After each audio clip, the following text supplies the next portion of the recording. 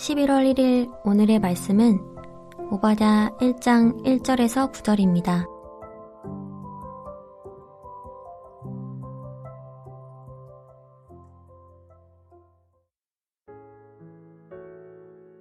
오바댜의 묵시라.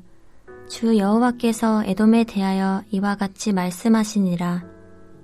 우리가 여호와께로 말미암아 소식을 들었나니 곧 사자가 나라들 가운데에 보내심을 받고 이르기를 너희는 일어날지어다. 우리가 일어나서 그와 싸우자 하는 것이니라. 보라, 내가 너를 나라들 가운데에 매우 작게 하였으므로 내가 크게 멸시를 받느니라. 너의 마음의 교만이 너를 속였도다. 바위 틈에 거주하며 높은 곳에 사는 자여, 내가 마음에 이르기를 누가 능히 나를 땅에 끌어내리겠느냐 하니 내가 독수리처럼 높이 오르며 별 사이에 깃들일지라도 내가 거기에서 너를 끌어내리리라. 여호와의 말씀이니라. 혹시 도둑이 내게 이르렀으며 강도가 밤중에 내게 이르렀을지라도 만족할 만큼 훔치면 그치지 아니하였겠느냐. 혹시 포도를 따는 자가 내게 이르렀을지라도 그것을 얼마쯤 남기지 아니하였겠느냐. 내가 어찌 그리 망하였는고. 에서가 어찌 그리 수탈되었으며 그 감춘 보물이 어찌 그리 빼앗겼는고. 너와 약조한 모든 자들이 다 너를 쫓아 변경에 이르게 하며 너와 화목하던 자들이 너를 속여 이기며 내 먹을 것을 먹는 자들이 내 아래에 함정을 파니 내 마음에 지각이 없음이로다. 여호와의 말씀이니라. 그날에 내가 에돔에서 지혜 있는 자를 멸하며 에서의 산에서 지각 있는 자를 멸하지 아니하겠느냐. 드마나 내 용사들이 놀랄 것이라. 이로 말미암아 에서의 산에 있는 사람은 다 죽임을 당하여 멸절되리라. 수요일 새벽 주의 말씀 앞에 나오신 여러분을 환영하고 축복합니다. 우리는 전쟁과 멀지 않은 시대에 살고 있습니다. 가깝게는 러시아의 우크라이나 침공으로 시작된 전쟁을 보고 있고, 멀게는 또 이스라엘과 팔레스타인 하마스와의 전쟁을 보고 있습니다. 그런데 어찌 나라와 나라만 전쟁을 하겠습니까? 우리 정당 간의 전쟁이 끊이지 않고 기업과 기업의 전쟁, 제일 근거리에는 우리 가족 안에서 형제 자매와의, 형제끼리의 또 자매끼리의 전쟁, 그리고 부부 사이의 전쟁이 있습니다. 참으로 이 전쟁은 우리에게 먼 이야기가 아닙니다. 그렇다면 이러한 전쟁은 왜 일어날까요? 오늘 본문을 통해 이 질문의 답을 찾아보고자 합니다. 이 오바댜서는 오바댜의 예언을 기록한 책으로, 이 예언은 유다 백성이 바벨론에서 유배 생활을 하고 있던 주전 587년에서 538년 그 사이 어느 때쯤에 전해졌을 것으로 추정하고 있습니다. 이 책의 핵심 내용은 에돔의 멸망을 선포하는 것입니다. 사실 이 에돔의 조상은 우리가 아주 잘 알고 있는 야곱의 형인 에서로서, 에서와 야곱의 관계를 우리가 잘 알고 있지 않습니까? 거기에서 볼 수 있듯이 이 두 형제에게서 시작된 그 앙숙 관계가 그들의 후손 사이에서도 계속 이어져 내려온 것입니다.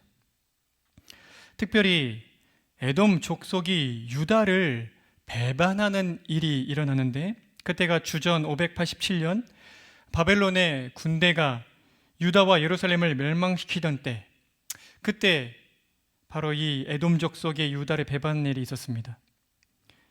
에돔은 멸망당하는 유다를 고소하게 바라보았고, 또 예루살렘 약탈에 함께 동참해서 제비 뽑기로 약탈한 물건들과 노예를 서로 나누어 가졌을 뿐만 아니라 막 도망을 가고 있는 유다 백성들을 잡아서는 노예로 팔기까지 했습니다. 바로 이런 에돔이기에 하나님께서는 에돔을 향해 심판의 메시지를 선포합니다. 바로 그 심판의 메시지를 담고 있는 것이 이 오바댜서입니다. 그렇다면 에돔이 이와 같이 악을 행하게 된 이유는 무엇입니까? 그것은 하나님께서 에돔을 심판하시는 이유를 찾아보면 알 수가 있습니다. 하나님께서는 왜 에돔을 심판하십니까? 그 이유를 한마디로 요약하자면 에돔의 교만 때문입니다. 오늘 본문의 3절 전반부를 보십시오. 너의 마음의 교만함이 너를 속였도다. 하나님께서는 에돔의 악행의 원인을 에돔의 교만에서 찾으십니다. 그렇다면 이 에돔은 무슨 자신감이 있었기에 무엇을 근거로 교만했을까요? 하나님께서는 이들이 왜 우쭐해졌는지, 왜 교만해졌는지 그 네 가지 근거를 제시합니다. 첫째, 에돔은 지정학적 위치 때문에 교만했습니다. 3절의 하반절을 보십시오. 바위 틈에 거주하며 높은 곳에 사는 자여, 내가 마음에 이르기를 누가 능히 나를 땅에 끌어내리겠느냐 하니. 이 에돔 족속이 자리 잡은 곳은 붉은색을 띤 흙과 울퉁불퉁한 바위와 산으로 둘러싸인 아주 높고 가파른 곳이었습니다. 그 주위에 강과 사막과 바위들이 자연스럽게 요새를 형성하고 있어서 외부 세력이 침범하기 아주 힘든 그런 곳이었습니다. 그러니 다른 나라들을 향해 얼마나 교만했겠습니까? 둘째, 에돔은 물질적으로 풍요로운 곳이었습니다. 6절을 한번 보십시오. 에서가 어찌 그리 수탈되었으며 그 감춘 보물이 어찌 그리 빼앗겼는고. 에돔은 감춘 보물이라고 표현될 만큼 많은 재물들을 축적해 놓은 곳이었습니다. 그렇게 축적해서 감추어둔 보물이 많으니 어찌 교만하지 않겠습니까? 또 셋째, 이들은 다른 주변국들과 단단한 동맹을 맺었습니다. 7절의 전반절을 보십시오. 너와 약조한 모든 자들이. 이 애굽 족속은 지정학적으로 요새였고 또 재물이 많으니 그 주변국들이 얼마나 이들과 동맹 맺기를 원했겠습니까? 넷째, 에돔인들에게는 지혜 있는 자들이 많아서 에돔은 지혜로 당시에 유명한 곳이었다고 합니다. 8절을 보십시오. 여호와의 말씀이니라 그날에 내가 에돔에서 지혜 있는 자를 멸하며 에서의 산에서 지각 있는 자를 멸하지 아니하겠느냐. 지혜로운 자들로 말미암아서 에돔 족속은 교만하였습니다. 바로 이 같은 네 가지가 에돔 족속이 교만했던 이유들입니다. 지정학적인 이점, 물질적 풍요, 단단한 동맹관계, 지혜 있는 자들. 그런데 에돔이 교만의 근거로 갖고 있던 이 모든 것들을 하나님께서 어떻게 하십니까? 모두 무용지물이 되게 하십니다. 9절 끝을 보십시오. 에서의 산에 있는 사람은 다 죽임을 당하여 멸절되리라. 이 메시지대로 결국 주전 312년 이 에돔의 수도는 나바테아 족속들에게 넘겨지고 에돔 족속은 팔레스타인 남쪽에 있는 이두메아 쪽으로 이주하게 됩니다.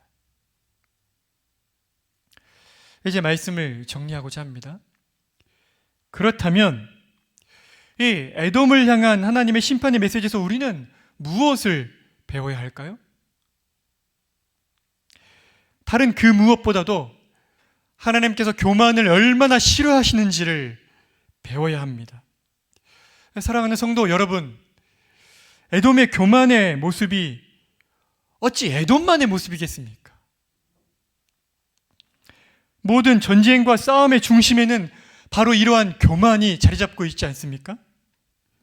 우리 자신을 한번 돌아보십시오. 에돔이 지정학적 위치 때문에 교만했듯이 우리가 가진 이 사회적인 지위와 명예 때문에 우리는 얼마나 교만합니까? 에돔이 물질적 풍요로 교만했듯이 우리도 우리가 가진 재산이 많지 않더라도 안정적인 재산 때문에 우리는 얼마나 교만해집니까?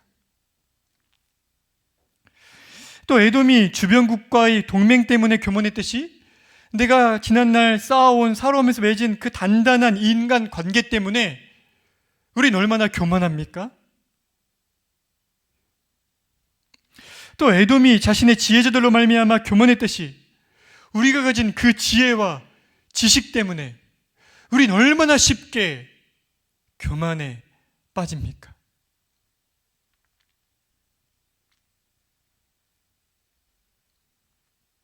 결국 이러한 그것들로 인해 그 교만 때문에 우리가 하나님을 멸시하게 되는 것이고, 하나님 없이도 내 힘과 능으로 잘 살 수 있다고 착각하는 것이고, 그렇게 하나님을 멸시할 때 하나님께서는 하나님의 나의 백성일지라도 엄히 책망하시는 것입니다.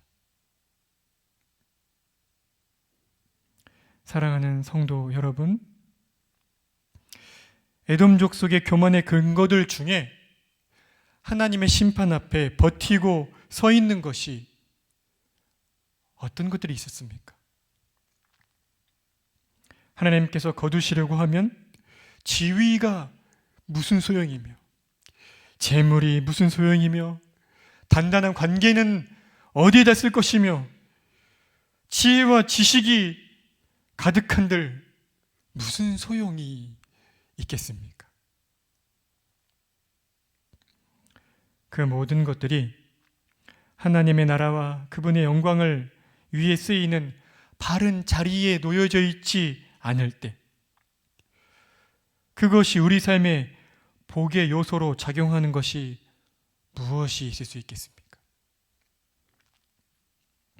사랑하는 성도 여러분, 혹시라도 지위와 물질과 관계와 지혜와 지식으로 인해 우리 마음속에 아주 조금이라도 교만한 마음이 자리 잡고 있다면, 그것이 싹트고 있는 것이 보인다면 속히 회개함으로 돌이키셔야만 합니다. 그 작은 싹이 순식간에 큰 나무처럼 자라서 여러분의 삶을 집어 삼킬 것이기 때문입니다.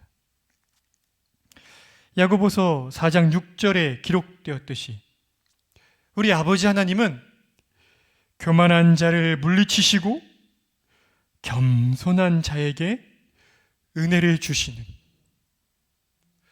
교만한 자를 물리치시고 겸손한 자에게 은혜를 주시는 겸손한 자의 하나님이시기 때문입니다.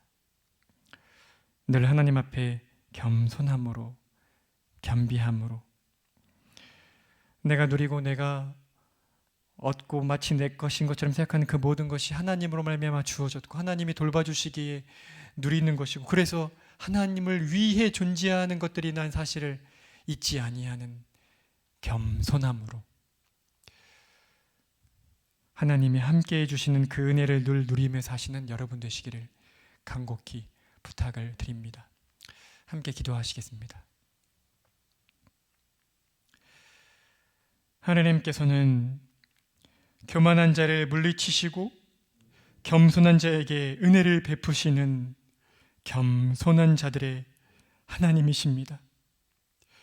교만하였던 에돔을, 그 에돔이 교만할 수밖에 없었던 에돔이 의지하고 있던 것들을 낱낱이 하나씩 언급하시면서 그것들을 쓸모없게 만드신다고 심판의 메시지를 선언하시는 하나님을 보며 그 메시지 앞에 두렵고 떨림으로 우리 자신을 이 시간 세웁니다.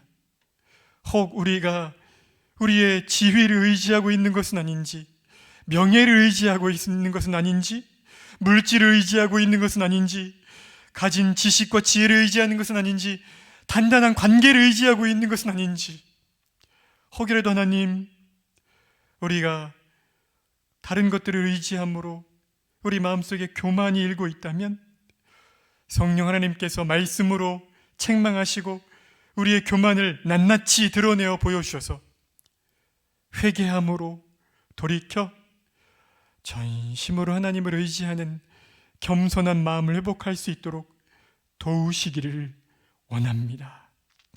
하나님, 오늘 낮과 밤으로 목자 모임이 있고 또 수요 예배가 있고 어하나가 있습니다. 이 모든 시간들을 통해 주의 말씀 앞에서 겸손해지는 저희가 될 수 있도록 은혜를 베풀어 주십시오. 무엇보다도 우리 공동체에 세대로라는 이름을 주셨사오니 다음 세대에게 신앙을 전수할 수 있도록 언약의 자손들을 계속해서 보내주시기를 원합니다. 예수 그리스도의 이름으로 기도드립니다. 아멘. 하늘에 계신 우리 아버지여, 이름이 거룩히 여김을 받으시오며 나라가 임하시오며 뜻이 하늘에서 이루어진 것 같이 땅에서도 이루어지이다. 오늘 우리에게 일용할 양식을 주시옵고 우리가 우리에게 죄 지은 자를 사하여 준 것 같이 우리 죄를 사하여 주시옵고 우리를 시험에 들게 하지 마시옵고 다만 악에서 구하시옵소서. 나라와 권세와 영광이 아버지께 영원히 있사옵나이다. 아멘.